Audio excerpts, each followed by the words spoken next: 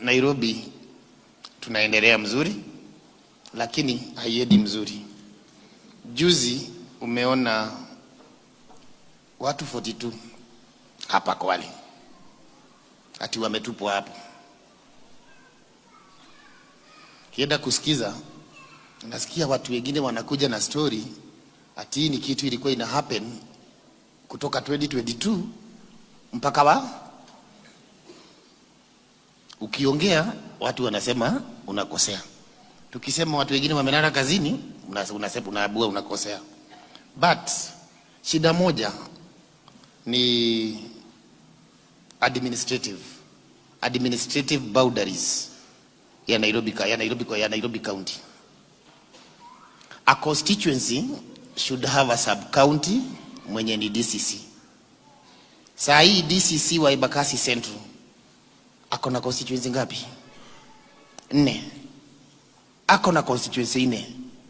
Lakini tukienda huko nje, DCC ako na constituency 1. Saa hii tukiwa tumekaa hapa, makosa ikifanyika Soweto, huko ni Embakasi East, inasemekana ni Kayole, kwa sababu wako na OCPD mwenye yako Kayole. Ikihappen huko Mihango, makosa inaenda wapi? Kayole. Ikihappen huko Morem Kasarani, inakuja wapi? Na mimi I can assure you, Kayole ilibadilika na Kayole ni mzuri.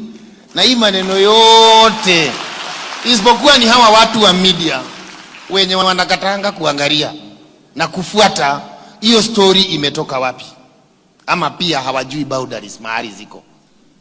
Kayole tumekaa sana bila hizi vitu baya gaini abiririe huko magoko witu. Si Leverett amesema hivyo. Kwani nyinyi amkubaliani na hiyo? Amkubaliani na hiyo?